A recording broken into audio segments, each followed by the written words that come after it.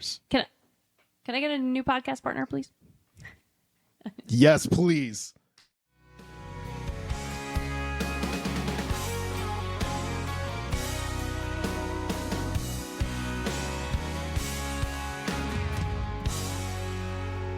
Hey everybody, what's up? And welcome back to the Nashtea, your favorite Music City podcast. I am Allie, here with Ty, as always. Hello, everybody. And we want to welcome you to the Nashtea. Thank you for being here. Really quickly, I think we definitely want to highlight the plane crash that just happened. Oh, yeah. Because that was horrific and sad, and I hate to start out a video on that note, but we do want to just say we're so sorry to the families. And I drove by it and my heart was literally like just beating out of my chest. Like it was so intense. So we definitely want to send all of our love because we love West Nashville. And some of us have lived here, and it's just it actually the plane crash took place I mean literally behind your old apartment place. Yeah, for sure. Literally right I mean behind it. like right behind it. Absolutely. Yeah. Like it was crazy. The videos that were circulating afterwards were just so sad, between like the street cams and then, you know, people's passenger videos. And then the pilot did an amazing job avoiding causing any more and making any more making the situation any worse. Like he avoided cars, buildings, and found this There's one so little much over there. I know. Yeah. It's scary. I fly on the simulator all the time. In fact, I did it this morning. I did the exact route because I wanted to see like what happened. And really I was also trying to show Julie to calm her down, be like, listen. Right, yeah. Let me show you what pilots see when you're up at 2,400 feet and you're coming in. Mm-hmm. What you see as a pilot flying into John C. Toon here in Nashville is just nothing but mountains. You're not putting your plane down anywhere over here. I was like, so it's going to be over by the airport where it's leveled out and there's a lot more. There are more fields over there and places where you could ditch it. Yeah. You know, but no, I mean, like you said, it could have gone. Yeah. I mean, there's so much over there. You're right. I didn't even think about that until you just said that, and I started thinking how bad it could have gone. And I mean, that strip of grass is literally just like one little median, and then there's residences, shopping places, plazas. I mean, apartment buildings. Yep. So I mean, it's a happening spot where that plane went down. So, definitely. The fact that it landed in a grassy little knoll is a testament to the pilot, I think. Absolutely. You know, and absolutely. Trying to save more people. So our hearts go out to them. That happened last night. My God, that's man, so crazy. That's well, awful. We definitely wanted to highlight that and just support our Nashville community in any way that we can. So well said, Allie. All right. Well, so today we're going to be talking about recording a song. You guys have been very patient with the last couple weeks of us and our content. We've had a lot going on in our personal lives, but the show must go on, and we love doing the podcast. But we definitely wanted to bring it on back. We're not gonna tell them what we were doing, but maybe that's all you, buddy. No, we're not telling them shit. Okay, then why are you bringing it up? Except for this one thing. Oh God, maybe we were in the studio building some magic for you guys. I don't know. Gosh. Maybe we were, maybe we weren't. You're like my dog. You're very dramatic. Yeah, I know. It's part of the magic, though. I know. She went to the vet this morning. That's why I say that. But sweetest dog ever. She is, and this is the most white person thing you'll ever hear me say. But her dermatologist appointment is at the end of the month. Who needs a dermatologist for their dog? Yeah, well, I'm not going to make fun of you fired. for that because I love our dogs too. So they're parts of our family. Yeah, they are. And she's uncomfortable. So, anyway, that has nothing to do with today's topic, which is recording a song and the parts of recording a song. Now, we understand some of our listeners may be in the industry already, so this will be like old news to you guys, but we do have quite a few friends and family members that don't really know the process. So we thought it might be fun to share what that looks like from song conception to having a final mix that then you can distribute. So we're going to get into it today. And before we do, of course, we're going to hop into our song of the week. Yes. I love this. I love this section. And it kind of just, again, reiterates to you guys, like, how we've been feeling, our moods lately, our vibes. For me, it's been so much rain. Yeah. And I've connected so much to Noah Kahan, of course, as everyone has. He's an overnight sensation. And overnight, I say that. But he's been working his ass off, and he finally got some success that is well-deserved. So my song is going to be off of his 6th Season album. And I love so many of them, but this one is called All My Love. The track is awesome. I feel like it features definitely some mandolin parts. So if you're into that, you might like it. If you like Mumford & Sons, if you like that kind of vibe, definitely check it out. I have a little bit of a lyric for you, and it's in the 2nd verse. He says, "Write me a list of how it is, of how it was, of how it has to be. You burrowed in under my skin, what I'd give to have you out of me." Whoa. And first of all, I love internal rhyme, and that's something that I really respect when I see other people utilizing in their writing. Yeah.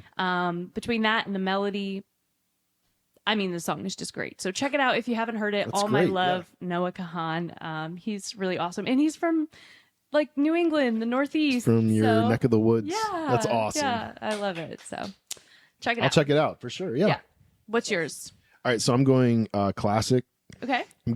This is the way I've been feeling the last couple of weeks. Nice. I'm going with ACDC, Long Way to the Top, if you want to rock and roll.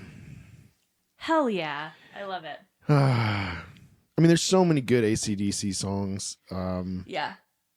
But I think with us being in the studio and stuff the last couple of weeks, I heard that one on your old trusty radio station that you were almost a part of. And I love them so much. Yeah, the good people. An episode for that one day, because I almost had another sick job. But yeah, I mean, you were offered it. It just it didn't work out. But for scheduling purposes. But but no, like, amazing people at that radio station, and they played Long Way to the Top the other day, and I was just like, God, that sounds good through those speakers. I love it. All right, so we're gonna jump into it.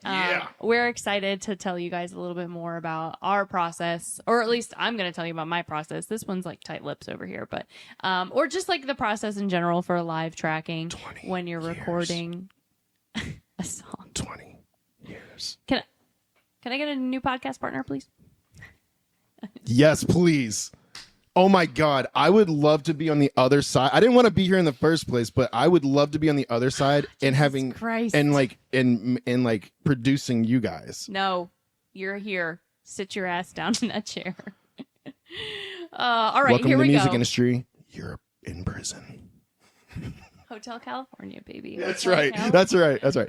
Okay. So let's teach the people who don't know what the recording process is like. Sounds good. Okay. I mean, it can vary, obviously, but we're going to be specifically talking about tracking with session players and seeing it through with actual musicians in the room and doing scratch tracks and all of that. So there are a lot of different ways to create music, and there are people out there that are incredibly talented about, creating music digitally and not really needing any of that. Of course, like Charlie Puth comes to mind. He can literally make music out of like yeah, and like he'll tune it, and like that dude has perfect pitch. It's crazy what he does. So shout out Charlie. Hey, I don't know if you guys know what that is, but like it's insane to be a singer and have perfect pitch. Like it's nuts. It's wild. So there's a lot of different ways that you can create music, but today we're talking about like the Nashville way, and that is going into the studio, having the musicians there, and cutting the band tracks. So yeah, we're just gonna get right into it. I feel like a perfect place to start is with the song itself. Like, you have to have a song that you want to record, whether it's something that you've written, you've co-written, or that's been shopped for you.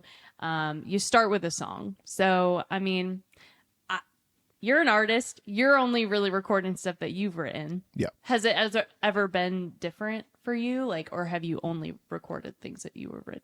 No, I mean, they used to have, like when I was on a label, they would have pitch meetings. And so you would have people writing for you.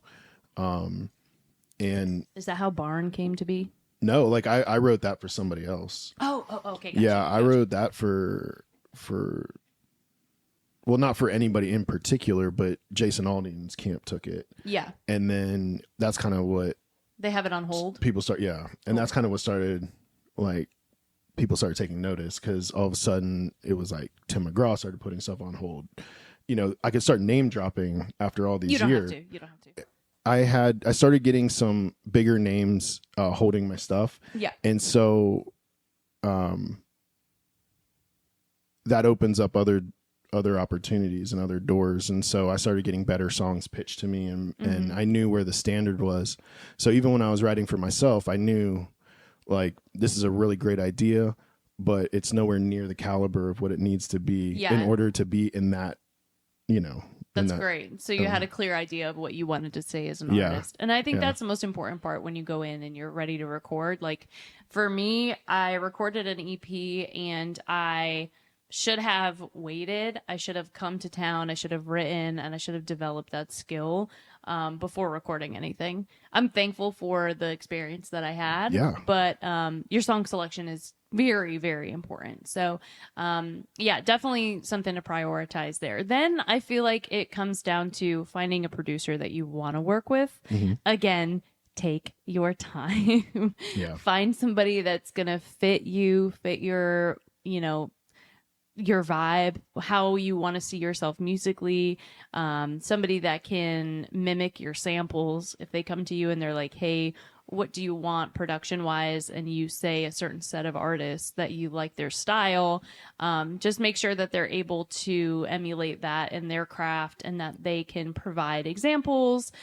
So you kind of have an idea of what you're working with. Again, I came to town. Great advice. I worked with a producer, super talented guy, not like exactly my fit or vibe, like just the way that we live our lives, but super experienced. And, you know, we were able to go into the studio and it ended up going in a different direction than I thought. But again, it wasn't my money that was funding it. Right, so there were other, you know, things at play there. Of course.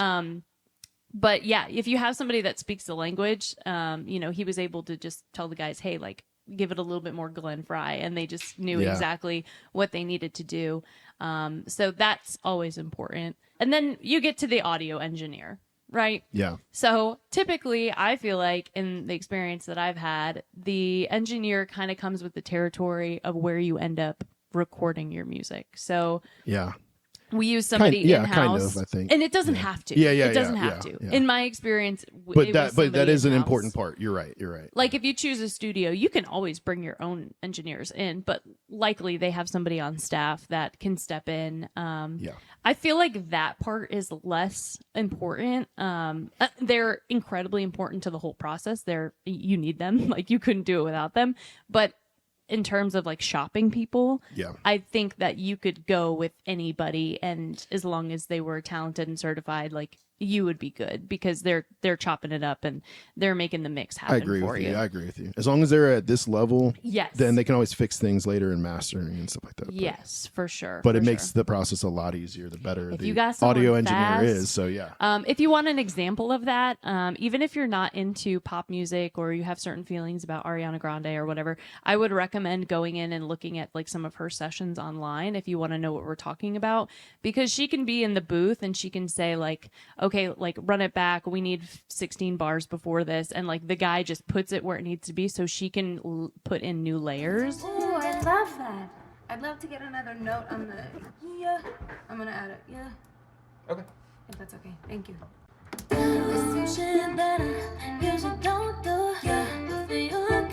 Cool.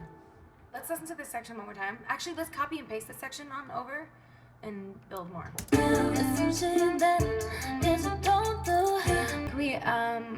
I think I need the to happen.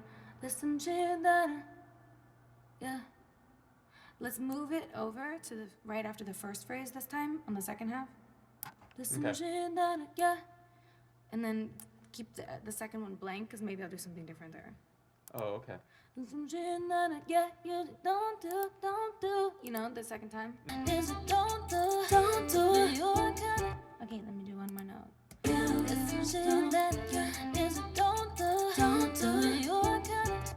let me do two more. Mm-hmm.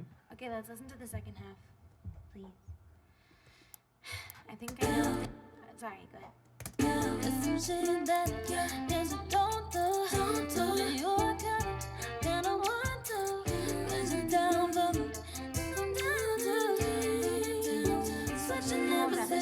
One more time, I have an idea. Is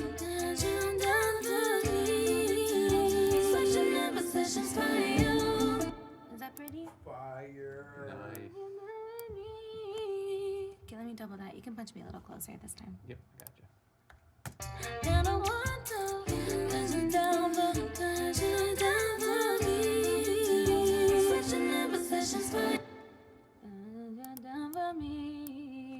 I think I'm only gonna do 2 of those. If you keep them kind of loud, it'll be okay. And then I'll just do a different note.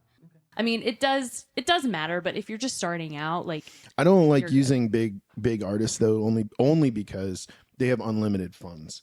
this is So true. Yeah. So this I is like really talking true. about people on the ground level only because you're absolutely right though. In order to, at least that's the path that you took, that's the path that I took. You try to find the best in their field, and we try to learn what it is that they do so well, and then Yes.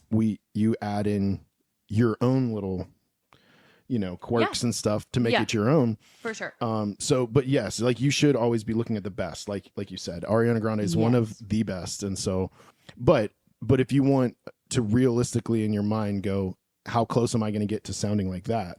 That is a Oh, yeah. long Don't worry. road, like and never compare yourself. you're to other right in the people. beginning. Like the audio engineer is important. You need to have a good vibe Yes. with who you're working with for sure.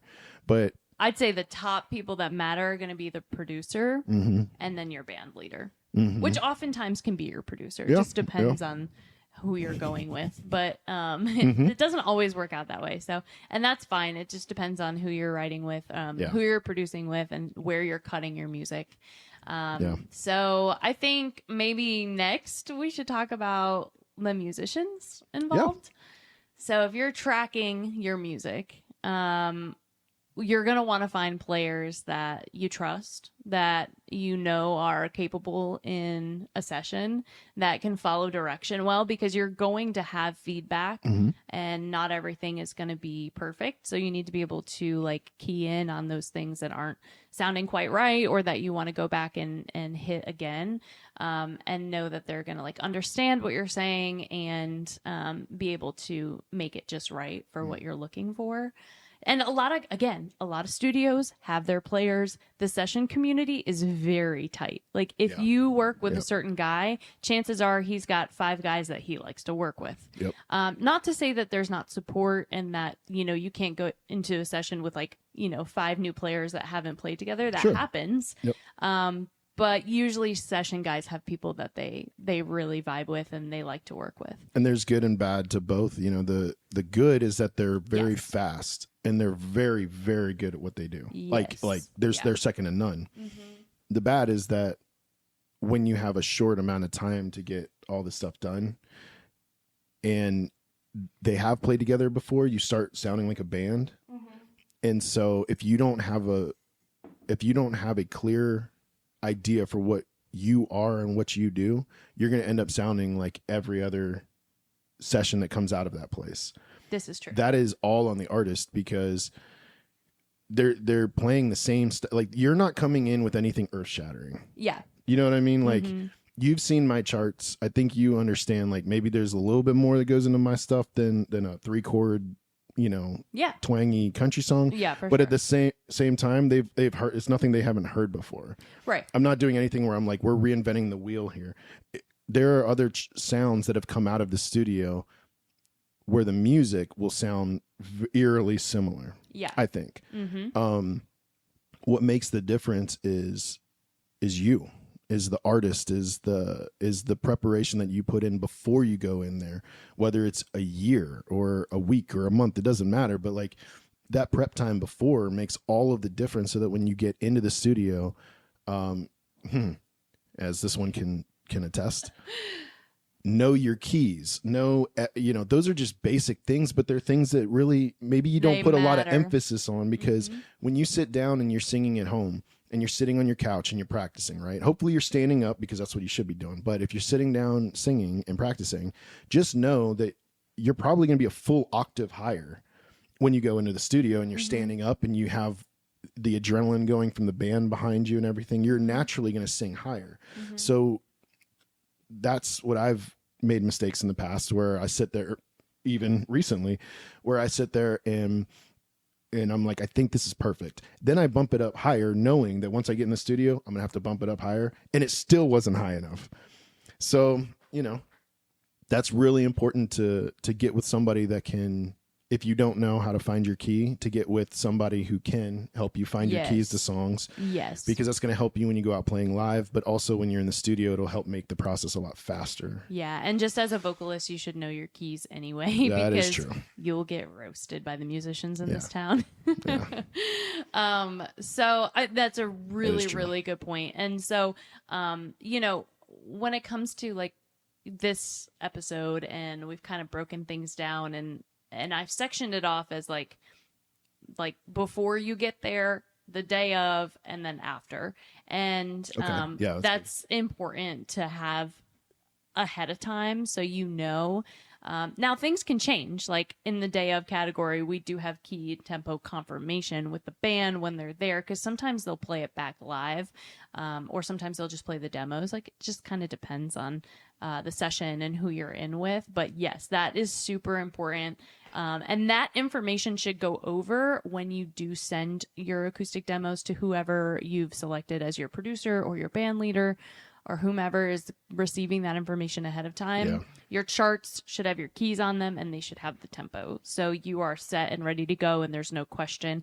And then you can't end up in a different place than you need to be. And if you want to look even more professional, just print out lyric sheets for everybody. Yeah, that's a great point. That's often overlooked because I forget that a lot. Also, the way that I play it is different than other people, and I don't want people looking at my lyrics, because a lot of session players are also songwriters, and people can say that it's overly cautious, or that I'm anal about that kind of stuff, but it's only because it's happened to you, and not just me though. Like I've watched it happen time and time and time again. And so the people, like kind of like you said, when you find those artists that you respect, I have those people, and doesn't matter who they are, because they're mine, and that's who I look up to, and I don't want to influence anybody else. Yeah. But the people that I respect do it this way for a reason. They don't send out their music to anybody, even their mom and dad, because they're like, the moment it goes out, it's out. It can go anywhere. It's out. Yeah. And so I'm like, man, I want to share this so bad, but I only share it with like those of us in like the really tight inner circle, because I know that the moment it goes out of this house, it could go anywhere. Yes. And and actually that just happened. Speaking of Ariana Grande, I hate to keep. Oh, did it really? Interrupt. No, that's okay. Yeah, her new album. There were tracks. The whole album? They released tracks from it? That got leaked. See, I hate this. I hate the digital world. Yeah. It's really scary. So, yeah. Damn, I didn't know that. It's happening more and more too, isn't it? Like people are getting a hold of these things and releasing it somewhere on the. That's crazy. Yeah. Which, I mean, if you're watching this and you're like, I'm just moving to town and I want to like start recording, then chances are you're fine. But, for someone that's established, that has that much experience and that much, you're trying following and clout, like for that to get it's just crazy. So lawsuits goes to show you like the wazoo. Yeah, I bet. For sure. And that's what I always, and so as a smaller artist, the reason that I still abide by those rules is because the same rules do apply. It's just easier to steal people's stuff when they're smaller. The bigger you get, it's like okay, we can do it, but it's going to come with a lawsuit. Is it worth that? And then they'll be like, yeah, it is worth it. And so they'll do it anyway. Right. But when you're small, like you don't have the money to go get lawyers and spend all that time. And then not only that, but they'll tie you up in court. So your music sits on a shelf for years. That's the ugly side of the business. But like, we're talking about the good part, which is the recording, but that is all part of it. It's like, in my opinion, do whatever you want to do. I have lots of friends who are very open in the studio. I think you're pretty open, and, I am, which is great. No, but that's great. It's great because what you're doing has to be easier to describe your vision. Whereas, you know, I'm like, I would just say that you're not. I've got like, no, but I mean, I've got like a million parts moving, and I'm trying to like watch over every little thing. Whereas you're more like, I love this song. I'm going to record this song and I'm going to put this song out there. And it's just whoosh. Yeah. And I love that. That's the way that it should be. But you know why though? Because I spent so many years when I came to town, like tied up in my own little box. And I understand why you are the way you are. And I think it's warranted and it makes total sense. But I'm just at the point in my life now where I'm like, I want to be as collaborative as I can because I feel like the people who are at the top collaborate, and I'll probably get bit in the ass because I understand that sounds like it has a certain level of naivete behind it. Like, I think everyone has their own idea of how they want their process to be, and there's beauty in all of it. And I think here, if you have a vision that's drastically different than everyone else, hold it as close to your vest as long as you possibly can. Bingo. I agree with that. If you're more of like she said, she likes being a collaborator, everybody kind of working together, everything out in the open. It's a beautiful thing. And like that Nashville is there for that. I'm a part of that. I've been a part of it for 20 years. I stress that only to say like it's 20 years. Like when I sit with people that have been here for 30, I'm like, how the you done that, bro?